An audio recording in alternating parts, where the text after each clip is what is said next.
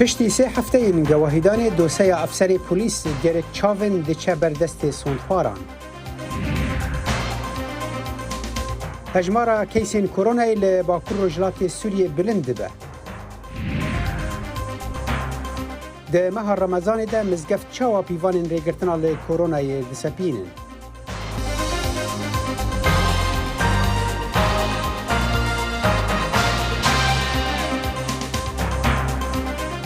دنگ امریکا لواشنطن پایتخت هفکاری من جانی دیلان و اصالح دمی جرم بخیر هاتنا و بینرین هجا دکن و برنامه کرد کنکشن جورا پیشکش دکن. ئێستاکە چارەنووسی ئەفسەری پێشووی منسودا دێرەک شۆڤین کە بە کوشتنی جۆرج فلۆید تاوانبارە لە دەستی دەستەی سوێندخۆراندایە.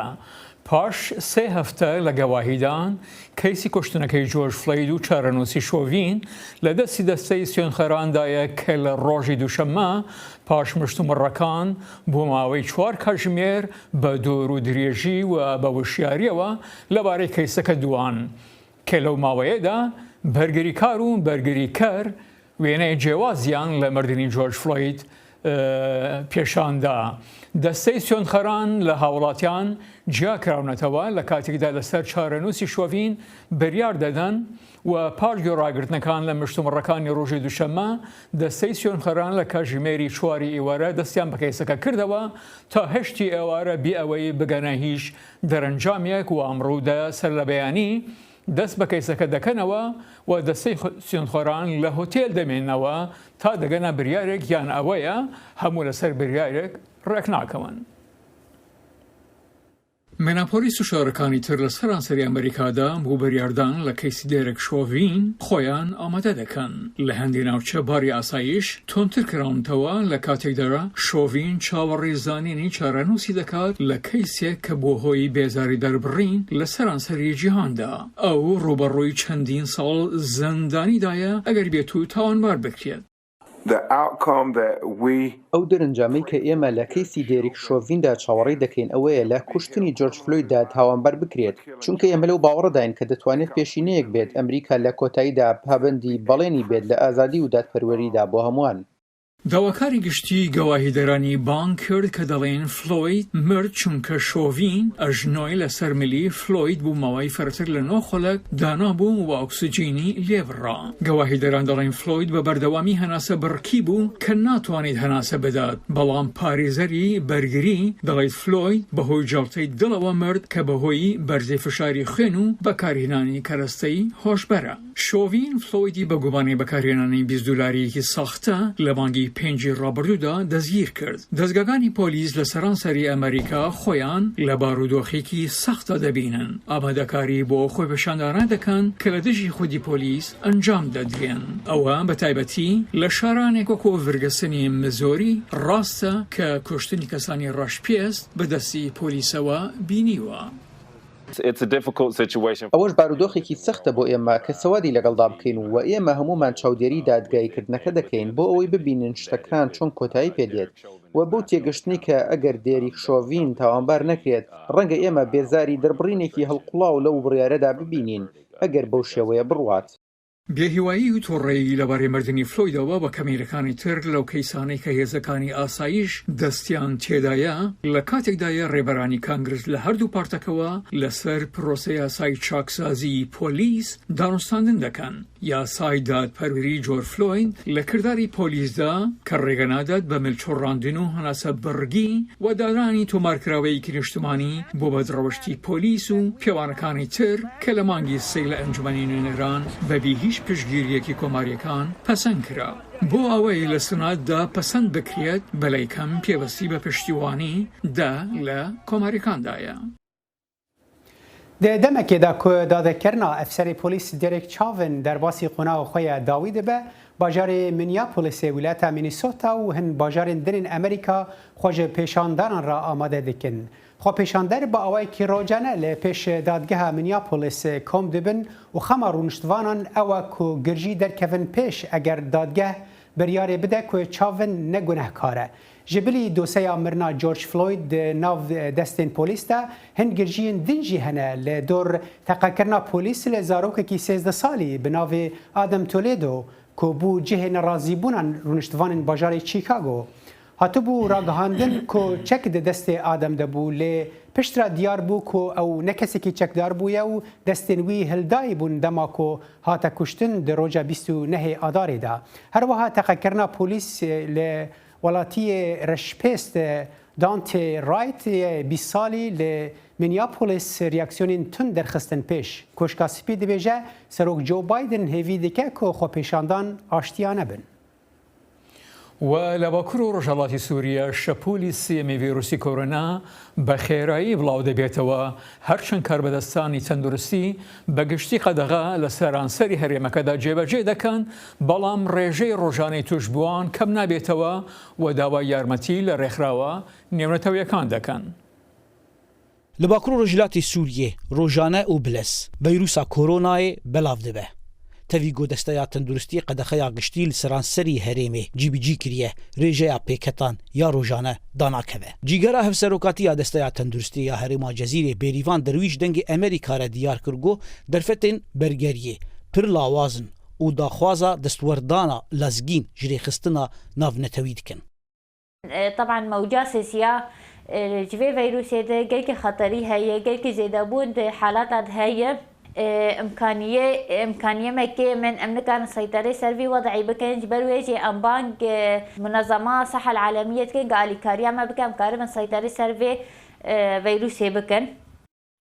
هەرێما باکوورê Sûriyê ber bi rewşeka awerte û herî betirsidar ve diçe. Nexwasim got vaksîna dij koronayê heya neha negihîştiye Bakurê Sûriyê. Bêrîvan derwîş balkişand ser sozên got ji alî rêxistina tenduristî ya cîhanî ve hatine dayîn û tekez kir got heya neha tu soz bi cî nehatine.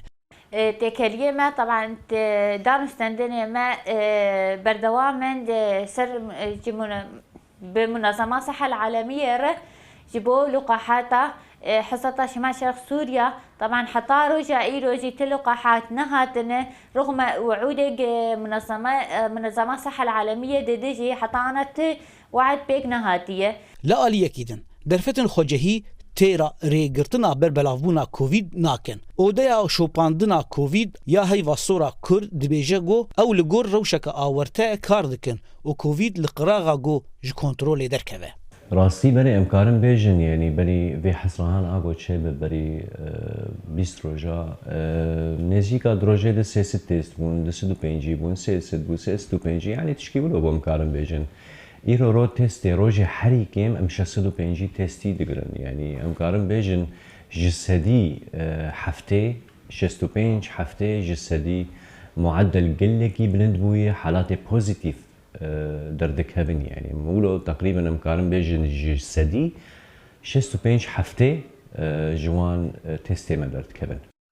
لگوری داخویانی دسته ساغلمیه یا باکور رجلاتی سوریه گو هیانها او نگش بینن گو روش بر به باشبونه و بچه. لبروا جیوه. روش بر به کاریسته که تندرستی و دچه. لگوری راپورا جا آلیه اوفیسا راگهاندنه یا دسته تندرستیه تی بلاف کرن. دیروکا حجده و مهیده. رجای گشتی گهشته 13883 کسان گو به کرونا کتنه. ده حجده و مهیده 304 توشبینن کرونا هاتیه تومار کرن.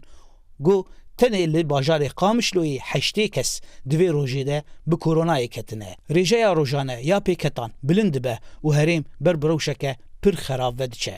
زانا عمر دنگ امریکا قامشلو. هشدارین برپرسن ساغلمی ل باکور رجلات سوریه ل دور بلندبونا هجمارا کیسن کورونای تند دمکی دا کو هن تجور واکسین نگهشتنه هرم و مترسی هنه کو روش جبن کنترل درکوه گلو نخوشخانه و ناوندن ساغلمیه چاوا سردریه به و پلانویا ویروس را دکن و جبو چاوا و ویروس بیتا و حواندن نها پیفداری انجمن زانستی روبروبونا کرونا ل باجار کوبانی دکتر علی شاهین بریا اسکایپ مرایه دمباش دکتر دانستاندنا و به پلانویا ویروس کرونا د چه آسته ده یا و پیوستیا و بچه هیا روجایرو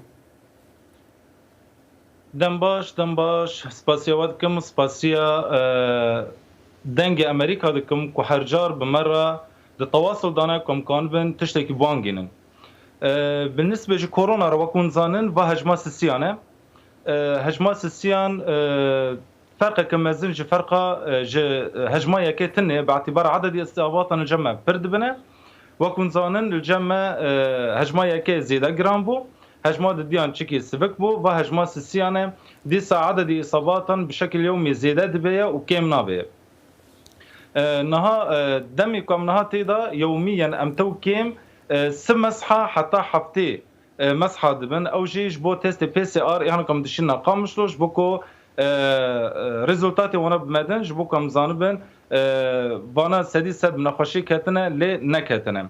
لأن وكون زانن أعراض كورونا هانا كو جارة يكي هجمة يكي الجمع الكوباني دركتي أو جو وكي قامشلي وكي حسكي وك أو كورونا هانا كو أمبي هاتنا ناسكرن نها دهندر كوباني دا قدخية هيرو بردان دهو بردان ذاتن أو دهروجان أمنيسكي دهروجان قدخية دابون كرنا حذر كلي جبوكو نسبة احتكاك دهندر كوباني دا كم بيج بوكو عدد إصابات باشه دكتور علي يعني تابت منديا في بيلج بيلن بري وي تشيه يعني عمري خلكي كوبيت كفيدا ديار دبه جرانيا نخوشيه دا سفكبونا ودا چاوا وند كارن جوازيتي خناوينا في بيلو بيلن بري وي براستي ويا و نخوشيه آیا که و آسیسیان پر تشبیه هفت بهم پیرا بیشن فقط که مزن تنیه ذاتا انسان هانا بعمر مزن جور 5 سالي راح حتى حفتي سالي حفتي 5 سالي حتى 8 سالي بيت كفنه يهانا زيده لياد نف خورتان دي بره يهانا كو سفك درباس دكن ايمي خورتن عمري خج 14 سالي 15 سالي حتى سو 5 سالي 6 سالي ام دنيرنا بيت كفنه ديس اعراض خج جراند من ليان عدد وفياتنا بيد يهانا كو جان ددن كيمن دنف خورتان دا يهانا كو جان ددن يجيب عمر مزنن اصاباتي وانا اسبيجم كو نخوشي هانا مزمن هانا كو بيرا هبن اعراض السر هين جراند بنا لان هانا كو جان ددنا وكم دبينا ايكو بعمر مزنن باشه دكتور علي نبونا فاكسينان لسوريا بتواهي باش فاكسين نهاتنا بلاف كرن نقول لهريما باكر رجلات السوريه تشي قصبا دور لسرفيا كيدك يعني اگر فاكسين هبن و روش باشتر ببلغور يعني شو باندناوه براستي يعني وك قال كرن ما بخا فاكسين ندي فاكسين ناتي شمال شرق سوريا جيشكي بارا ماجي مناستان نجي اجتماع منظمة الصحة العالمية ومنظمة الدنيا جي سوزك دابونا دستية تندرستي شمال شرق سوريا كو كانبن تشتكي جي ملات ماي سوريا را امن بكن ايه شمال شرق سوريا خاصة لان حتى نهار تفاكسين نجي اجتماع از باوردكم كهجر فاكسينانا بمجن اما كانوا بنا بمرحله كي جينا كانوا بنتو كيم ملاتي خو بباريزن حتى كو بنا خشيه جيكو بملاتي ماجي كانوا بن اعراض خو سفك من يعني ازين هذاكم كو انساني فاكسين بربه واعراض خو سفك تربيه يعني وكون زانين حتى نها ت فاكسين هاني كو سديس سد ملات جي باراز تجبنا خشيتن ليان ازانم كو اعراض خو سفك بنا وملاتي ما الى حد ما امبيجن كان بباريزه كان بحمايه بكيش في فيروسي بله باشه دكتور يعني بيجريا خلكيه تقول ده او قرتنا باجر راوستيا رنگ دمك دين دا ونجارك دجي راجين قرتنا كدجي راجين بيجريا خلكيه بفان قرتنان وماينا ناف مالين خدا تشاواي د استك بلندايا تشد خوازيش خلكيه را بيجد في درباري ده ما مستواكم زانن دهندر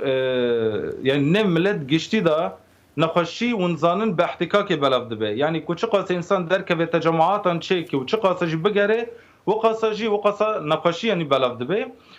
واقع خي انا كو تشكرن اي دهروجان حجدي ما هي خلاص بو او حذر كلي بو ليان ام رمضان دنا وكون زن احتياجات ملتنا جخارنيه ج احتياجات هنا مالنا كي اجباري دركبنا يعني ام دنيرن ولو السدي ده سدو 15 سدي 20 زيدا بي تقيد نبن بفي في قدخية ليان جرجة ملات بالشكل توعوي في تشتي ليان حتى كم مثلا مع حذر جداناني لازم ملات كان بقدر الإمكان أموري يعني أمبيرا فيجن أدوات هانا وقائي استخدام بكي كان بقى بباريزش بنا خشي دهندري ده روجادا قدخة كلي بو ام بيجشتي بو ملات جي ساكنيد ما دارونشتي بو امزان رمضان جي ديسا جران الوان بنج روجان نها برادنش 19 ماه حتى 23 24 ماه نها تشكي برادنه هندر بازار تشكي حركت شد معنا ملات احتياجات خو نجي بر ديسا كي قدخه ديسا كي جشتي بها كي حضرك كل دينا بو كم قانون ملات نجي نهف جبوكو احتكاكين بيش بوكو اصابات من ملات كيم بن باشه دکتۆر علی شاهین پەیوەداری ئەنجومەنە زانستیە ڕوبەڕووبوونا کۆرۆنای لە باژارێ کۆبانیە گەلێک سپاس بۆ بەشداربووناتێ. پلاتفۆرمەکانی دەنگی ئەمریکا لەسەر ئینتەرنێت بۆ ئاگاداربوون لە نوێترین هەواڵ و زانیاریەکانی ڕۆژ سەردانی ماڵپەڕی دەنگی ئەمریکا بکە.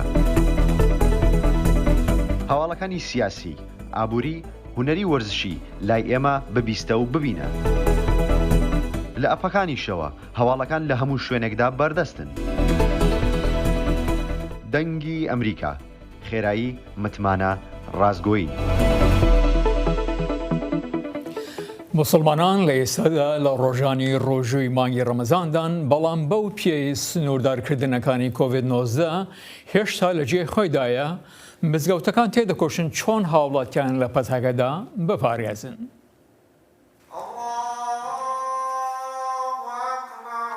ئەمە دووهەم ڕەمەزانی سەردەمی کۆرۆنا ڤایرۆسە کە کاریگەری کردوتە سەر مسلمانان لە هەموو جیهاندا، بەڵام بە پێچەوانەی ساڵی ڕابردوو لە ئەمریکا مسلمانەکان دەتوانن لەم ڕەمەزانە نوێژەکانیان لە مزگەوت بکەن لەگەڵ ڕێنمایی خۆپارێزی حکومەتە خۆجیەکاندا. ئەوەش حاڵەکەی لە ناوەندی ئیمام لە سیلڤەر سپرینگ لە ویلایەتی مەریلاند.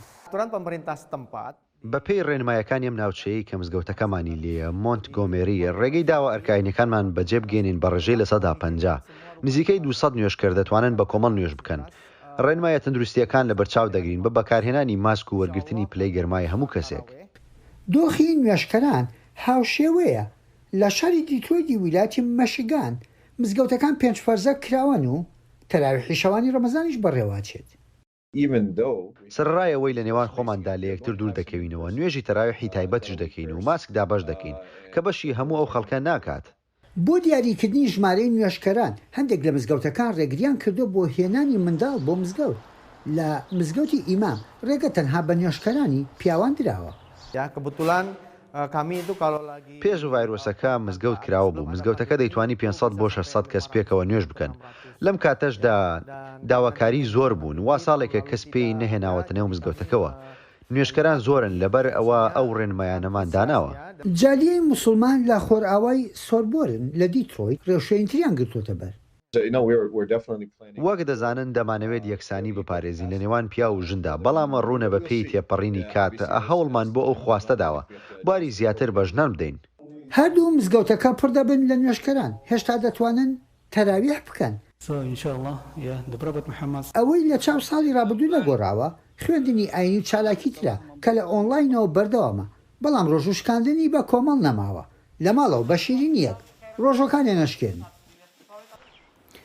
پرۆسەیە ڤاکسینکردنا خەڵکی ئەمریکا بەردەوامە و ڤەکردنا بنگەهێن مەزنن ڤاکسینکردنê ئالیکاریەکە باش divê derbarê de dike. لە ویلایەتا ڤرجینیا jî wekû hemî wilayetên din navendên mezin hatine vekirin. Di hewleke hevbeşiya nexweşxaneya Aynova û bajarê Alexandria û herwiha navçeya Fairfax de navendekê bi navê Victory hatiye vekirin ku rojane dikare 6000 kes vaksîn bike. Ji bo agahî bêhtir divê derbarê de navhevkarê min Necîb Balayî bi riya Skype ji pêş navenda Victory bimereye kekê Necîb vaksînkirina ew qas bi hezaran xelk di rojekê de û li heman cihî hewleke nehêsane yanî erkeke nehêsane. Proseya vaksînkirinê li wê derê çawa birêve diçe? صالح وەک دەزانی ئەف ناوەندێکە گرنگە یا ئینۆڤا وەک دەزانی ژی ئینۆڤا ناوەندێکە تەندروستی ناودارە لە ئەیالەتا ڤرجینیا ناوەندی نوێ لە هەموو جاهەنە بتایبەت لێ دەرێ لە ئەلێکزاندەریا لە باژارێ ئەلێکزاندەریا ناوەندی نوێ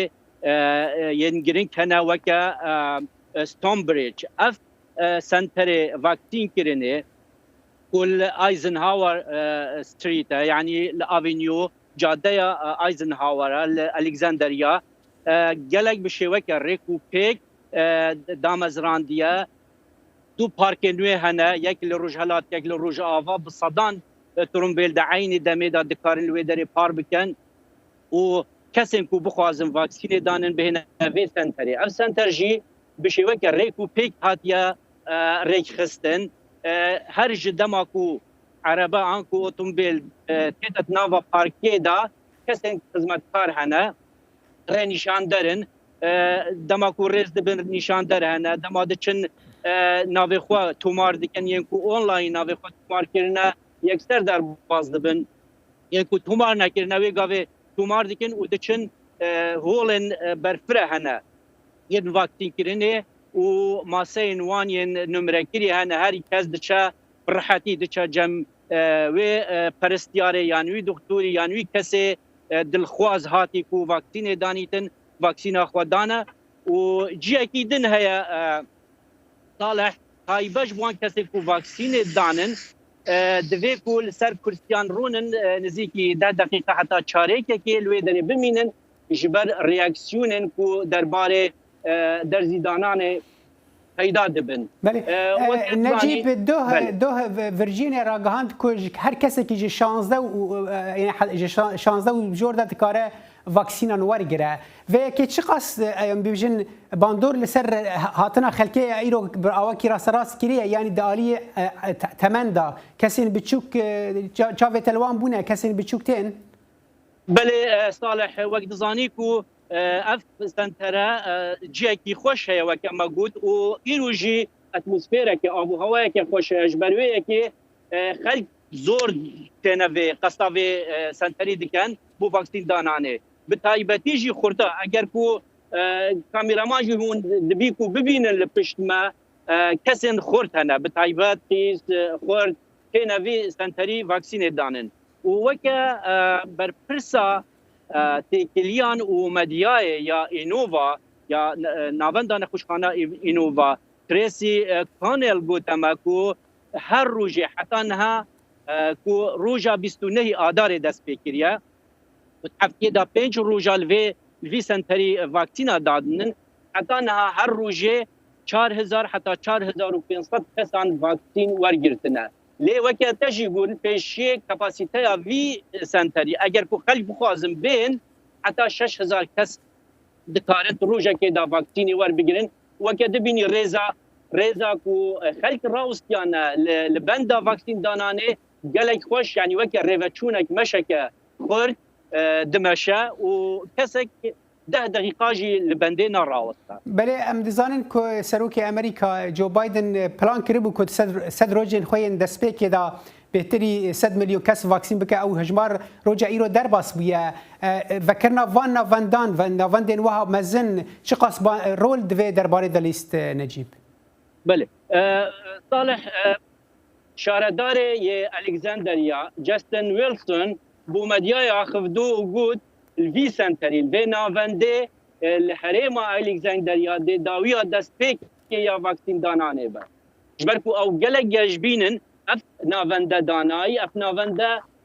جبرکو جیکی دست دایا جبرکو خلق هرکس دکاره و تومار بکه الوی سنتری نشرت خلق باجار الکساندریا با